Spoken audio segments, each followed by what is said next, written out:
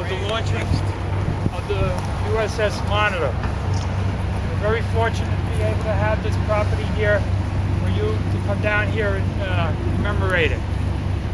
The Monitor was launched right off the end of the property here. We had the museum owns this property. We own part of the launch site that's right here. It was part of the Continental Iron Works. A lot of you know about the history of it. We don't want to stay out here too long to go on with that, but I just want to let you know exactly where you're standing. It's a very important piece of property, and we want to build a museum over here. Over in the side, or over here, have a building.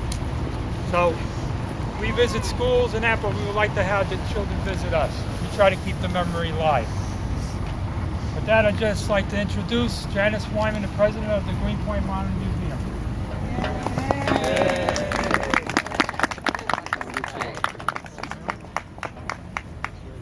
just want to say we're lucky today that it's a nice sunny day and it's not raining, but we do have a little bit rain from the fireboat, but I hope you don't mind, but it's a wonderful thing that they came.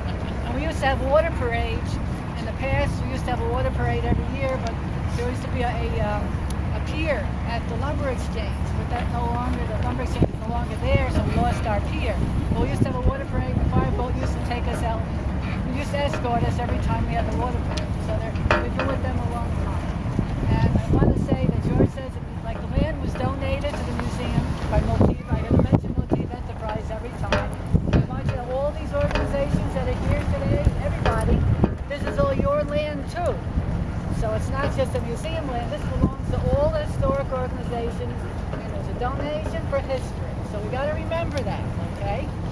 Because we're all working together on this, everybody.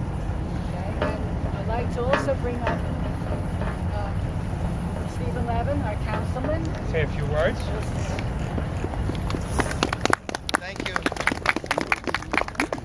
Thank you, George and Janice, and thank you everyone for coming out and for dedicating yourselves to the history of our neighborhood, to our heritage, to what this means for our country, that we were willing to put so much on the line to save our union and for the sake of the freedom of everybody and for the ideals that this country was founded upon. And if when you think about the fact that we had the most dramatic and traumatic experience as a nation, and it was based on the fact that the union ought to be preserved and that freedom should extend to all.